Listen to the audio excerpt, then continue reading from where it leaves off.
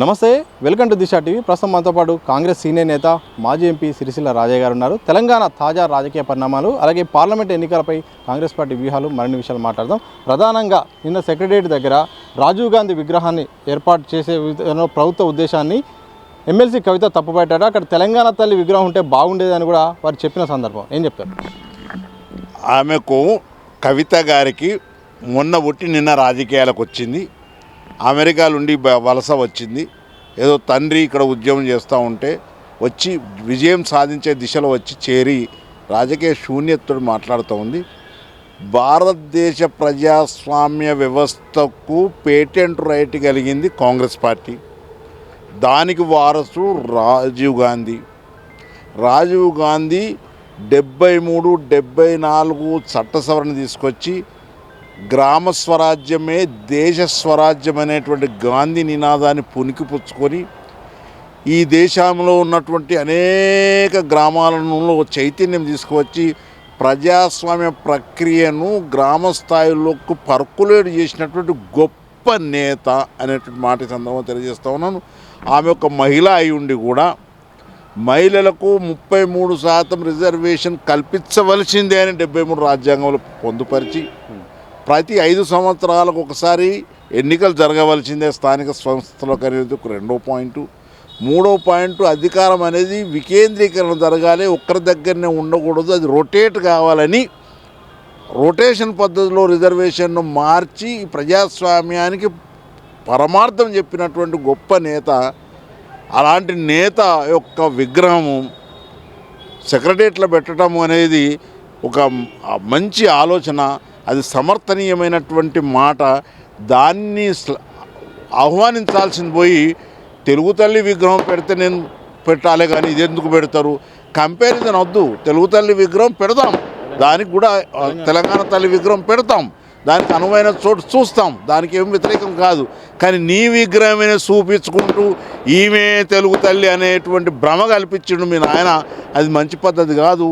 తెలంగాణ తల్లి విగ్రహాన్ని తప్పకుండా పెడతాం, తెలుగు తల్లి విగ్రహం పెడతాం, దానికి అనువైన చోటు చూస్తాం, దానికి కించపరిచేది లేదు అనేటువంటి మాట ఈ సందర్భంగా తెలియజేస్తా ఉన్నాను. తెలియక రాజకీయాలు చేస్తుడు మీకు నిజంగా కూడా మీ యొక్క ఆలోచన విధానానికి జాలి పడుతున్నా, సిగ్గుపడుతున్నా అనేటువంటి మాట తెలియజేస్తా ఉన్నాను. మరోవైపు మాజీ మంత్రి హరీష్ రావు రేవంత్ రెడ్డికి కౌంటర్ విసురుతూ నాకు అంటే కాంగ్రెస్ ప్రభుత్వం దిగిపోయి నాకు సీఎం పదవి ఇస్తే కాళేశ్వరాన్ని పునరుద్ధరిస్తానని చెప్పి అని అంటున్నారు. కాళేశ్వరం అనేది ఒక అశాస్త్రీయమైనటువంటి ప్రాజెక్టు. ఏ ప్రాజెక్టు, భారీ ప్రాజెక్టు చేపట్టినా కేంద్ర జల వనరుల అనుమతి పొంది కేంద్ర బడ్జెట్ను ఉపయోగించుకొని మనం ప్రాజెక్టు కట్టవలసి ఉండే. ఏదో చిన్న చిన్న ప్రాజెక్టులు అంటే వేరు ముచ్చట. దాన్ని తుంగలో దొక్కి ఈ జానడి కడుపు కోసం కేంద్రం నుంచి అనుమతి కనుక పొందితే వాళ్ళ నిఘా ఎక్కువ ఉంటుంది, శాస్త్రీయపరంగా నిఘా ఎక్కువ ఉంటుంది, ఆర్థికపరమైనటువంటి నిఘా కూడా ఎక్కువ ఉంటుంది. కాబట్టి రాష్ట్ర స్థాయిలో చేసుకుంటే ఎంత అంటే అంత దొబ్బవచ్చునని ఆ రకంగా చేసి ఈరోజు ప్రాజెక్టును కూలిపోవటానికి కారకుడైనటువంటి కేసీఆర్ దీనికి నైతిక బాధ్యత వహించాలి. దాన్ని ఏదో శాస్త్రీయమైనటువంటి విచారణ జరిపించి ఆ విచారణలో ఆ ఖర్చు పెట్టిన సొమ్మంతా ఆ కుటుంబ సభ్యులతో వసూలు చేస్తూ పాటుగా వారికి న్యాయపరమైనటువంటి చర్యలు సుమోటో ప్రభుత్వము నిఘా విభాగాలు తీసుకోవాల్సిన అవసరం ఉంది. అందుకే నిన్న రాష్ట్ర స్థాయిలో ఉన్నటువంటి అసెంబ్లీ మొత్తం అంటే రాష్ట్ర ప్రభుత్వం ముఖ్యమంత్రి గారి నేతృత్వంలో ఆడికి పోయి ప్రజలకు విశదీకరించి చెప్పడం జరిగింది. నాయన, ఇలాంటి అశాస్త్రీయమైన ప్రాజెక్టు వాళ్ళు పోలవరం కడుతున్నప్పుడు మేము కాళేశ్వరం ప్రాజెక్టు కాకుండా మనకు తుమ్మిడిహట్టి నుంచి ఆ ప్రాజెక్టును కట్టడానికి మేము ముందుకు వెళ్ళినాము. కానీ దాన్ని తుంగలో దొక్కి ఈ ప్రాజెక్టు తీసుకోవడం నిజంగా కూడా దురదృష్టకరం.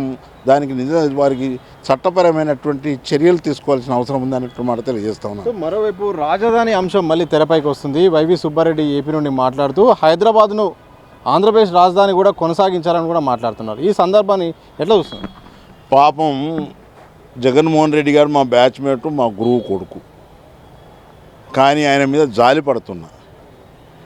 10 సంవత్సరాలు ఉమ్మడి రాష్ట్రానికి రాజధానిగా ఉంచుతామని అన్నారు. ఆంధ్రప్రదేశ్ కూడా రాజధానిగా హైదరాబాద్ ఉంచుతామని చట్టంలో ఉన్నది 10 సంవత్సరాలు అయిపోయింది. ఈ లోపల వాళ్ళు రాజధాని కట్టుకోవాల్సి ఉండే. కట్టుకోక మనసి స్థిమితం కోల్పోయి 3 రాజధానులని అక్కడ ఇక్కడ ముగ్గురిని ముంచేసి ఏ రాజధాని కట్టకుండా ఒక ఖచ్చితమైనటువంటి ఆలోచన చేయలేక, శాస్త్రీయమైనటువంటి ఆలోచన చేయలేక వైఫల్యం చెంది ఇలా వైవి సుబ్బారెడ్డి గారు మేము అలా కట్టుకోలేకపోయినాం కాబట్టి మళ్ళీ 2 ఏళ్ళు 5 ఏళ్ళు పొడిగించండి అని అంటే మీరు చేసిన పిచ్చి పనులకు ప్రజలు బాధ్యత వహిస్తారా? అది తప్పు అనేటువంటి మాట ఈ సందర్భంగా తెలియజేస్తూ ఉన్నాను. సో మరికొద్ది నెలల్లో తెలంగాణ రాష్ట్రంలో లోక్సభ ఎన్నికలు జరగనున్నాయి. ఈ నేపథ్యంలో 3 పార్టీల మధ్య పోటీ ఉంటుందా? దీంట్లో కాంగ్రెస్ పాత్ర ఎలా ఉండబోతుంది? కాంగ్రెస్ పార్టీని ఈరోజు ప్రజలకు పెద్ద ఎత్తున దీవిస్తూ ఉన్నారు. ఎందువలన అంటే టీఆర్ఎస్ యొక్క దుర్మార్గ దుష్ట పరిపాలన చూసి చూసి కళ్ళల్లో మల్లెలు పడ్డాయి, చెవులకు రక్తాలు గారినాయి. ఇక ఆయన మాయ మాటలు చెప్పి వింటే పరిస్థితులు లేరు. నీళ్లు నిధులు నియామకాల్లో ముంచేసి తెలంగాణ యొక్క ఆత్మాభిమానాన్ని తుంగలు దొక్కి దుర్మార్గమైన పరిపాలన చేసి ఈరోజు నీళ్ళ ప్రాజెక్టులు ఏమో విరిగిపోతూ ఉన్నాయి, కూలిపోతూ ఉంటే దీనికి జవాబు చెప్పలేని పరిస్థితుల్లో ఇంకా ఏ ముఖం పెట్టుకొని టీఆర్ఎస్ పార్టీ ప్రజలను ఓటు అడుగుతుంది అనేటువంటి ఒక మాట. రెండో మాట, బీజేపీ ప్రభుత్వం ఈ దేశానికి పట్టిన ఒక శని.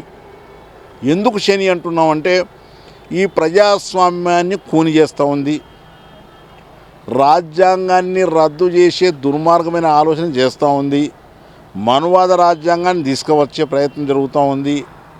మొన్న పార్లమెంటు ప్రారంభోత్సవం నాడు సోషల్ సెక్యులర్ అనే 2 పదాలను తీసేసింది. ప్రజాస్వామ్య దేవాలయమైనటువంటి పార్లమెంట్లో మాట్లాడే హక్కు లేకుండా ప్రతిపక్షాల గొంతు నొక్కేస్తూ ఉంది. ఎన్నికల సంఘంను కంట్రోల్లో పెట్టుకొని 5,000, 6,000, 10,000 నోట్లు ఇచ్చి ఓట్లు కొనుగోలు చేస్తూ ఉంటే గుడ్లపలిచ్చి చూస్తూ ఉంది. న్యాయ వ్యవస్థలో జోక్యం చేసుకుంటూ ఉంది. స్వయం ప్రతిపత్తి కలిగిన సంస్థలైనటువంటి అనేక సంస్థలలో గవర్నర్ వ్యవస్థలో జోక్యం చేసుకుంటూ ఉంది. ఎన్నికైన ప్రభుత్వాలను కూల్చేస్తూ ఉంది, పార్టీలను చీల్చేస్తూ ఉంది. ప్రజాస్వామ్యానికి తిలోదకాలు ఇచ్చేటువంటి దుర్మార్గ పరిపాలన. రైతులు గగ్గోలు పెట్టి అనేక మంది దీక్షలు చేస్తే కూడా వాళ్ళని అదిరించి బెదిరించి 2.5 సంవత్సరాలు, దరిదాపుగా 2 సంవత్సరాలు వాళ్ళు పోరాటం చేస్తే ఆ నల్ల చట్టాలను విత్డ్రా చేసుకున్నది. ఈరోజు కూడా ఇచ్చిన హామీలను మళ్ళీ వాళ్ళు అమలు చేయలేని పరిస్థితుల్లో మళ్ళీ రైతులు తిరగబడతా ఉంటే, ఆందోళన చేస్తూ ఉంటే వాళ్ళను భయభ్రాంతులను చేసి ఈ యొక్క తూటాలతోటి బెదిరించేటువంటి ప్రయత్నం చేస్తూ ఉంది. ఈ రకంగా ప్రజాస్వామ్యాన్ని దుర్మార్గమైనటువంటి ఆలోచనతోటి దుష్ట పరిపాలన సాగిస్తున్న మోదీ ప్రభుత్వాన్ని కూడా ప్రజలు విశ్వసించరు. ప్రజల చేత, ప్రజల కొరకు, ప్రజల వల్ల ఏర్పడ్డ ప్రజాస్వామ్య పరిరక్షణ కోసము దేశంలో ఉన్నటువంటి ప్రజానీకం అంతా ముందు వరుసలో ఉండి పోరాటం చేయాలని మా రాహుల్ గాంధీ గారు భారత్ జోడో యాత్ర చేపట్టి ముందుకు వెళ్ళారు. నఫరత్ జోడో, భారత్ జోడో అనే న్యాయ వ్యవస్థ కూడా, న్యాయం కూడా అందరికీ అందాలని ఈ 3 పదాలను తీసుకొని ముందుకు వెళ్తూ ఉన్నారు అనేటువంటి మాట తెలియజేసుకుంటూ, మరి ఎందుకు రాహుల్ గాంధీ ఎందుకు చేస్తూ ఉన్నాడంటే ఇందాక చెప్పిన మాట, ఈ ప్రజాస్వామ్యాన్ని ఏ డిమాండ్ లేకపోయినా 1947లో ప్రజాస్వామ్యం వచ్చినప్పుడు, స్వతంత్రం వచ్చినప్పుడు ప్రజాస్వామ్యం రాయించిన ఘనత కాంగ్రెస్ పార్టీది. ఇది ఎవ్వరూ కాదనలేని సత్యము. ఆ రోజు వాక్ స్వేచ్ఛ లేదు, వాక్ స్వాతంత్రం లేదు, అడిగేటోడు లేడు, డిమాండ్ లేకపోయినప్పటికీ అంత గొప్ప రాజ్యాంగాన్ని ఈ భారతదేశ ప్రభుత్వానికి, ప్రజలకు అందించిన ఘనత కాంగ్రెస్ పార్టీది.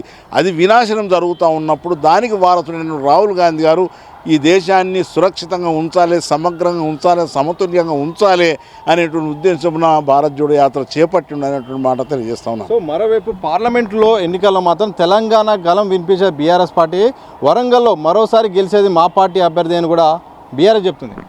టీఆర్ఎస్ సెంటిమెంట్ పోయింది. ఎప్పుడైతే ఆయన బీఆర్ఎస్ అన్నాడో టీఆర్ఎస్ సెంటిమెంట్ పోయింది, తుంగలో దొక్కిండు.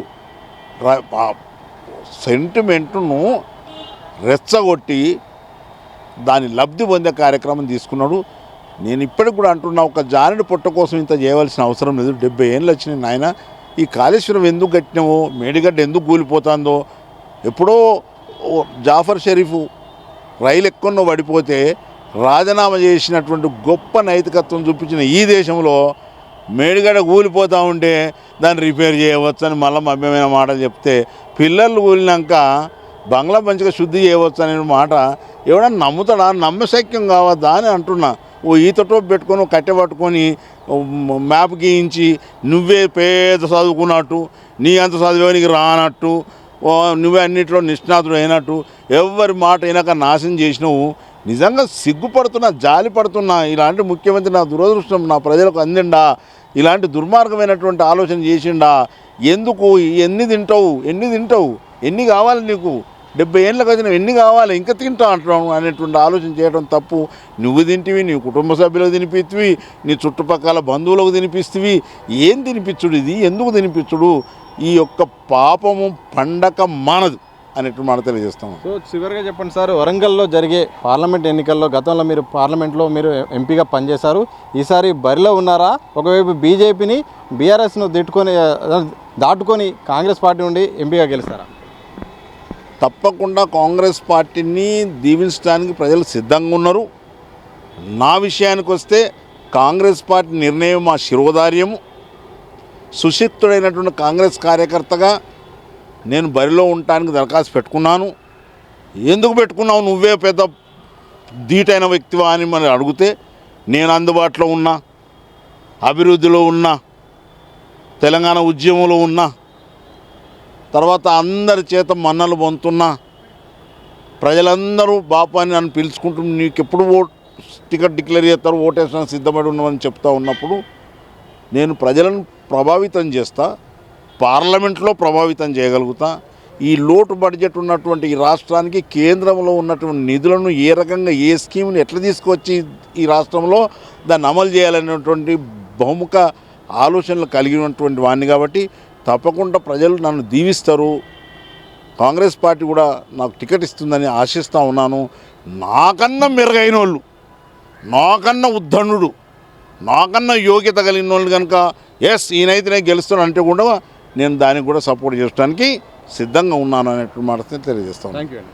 మొత్తంగా ఇది కాంగ్రెస్ సీనియర్ నేత అలాగే మాజీ ఎంపీ సిరిసిల్ల రాజా గారు చెప్తున్నారు. సో పార్లమెంట్ ఎన్నికల్లో మాత్రం కాంగ్రెస్కు గణనీయమైన స్థానాలు సాధిస్తుంది. దాంతోపాటు వరంగల్ ఎంపీ స్థానానికి నేను బరిలో ఉన్నాను, అవకాశం ఇస్తే తప్పకుండా ప్రజల మధ్య ఉన్న వ్యక్తిగా కాంగ్రెస్ పార్టీ తరఫున ఎంపీగా గెలిచి ప్రజాసేవ చేస్తానని కూడా వారు స్పష్టం చేసిన సందర్భం చూడొచ్చు. కెమెరా పర్సన్ మసూదంతో సతీష్, దిశ టీవీ, హైదరాబాద్.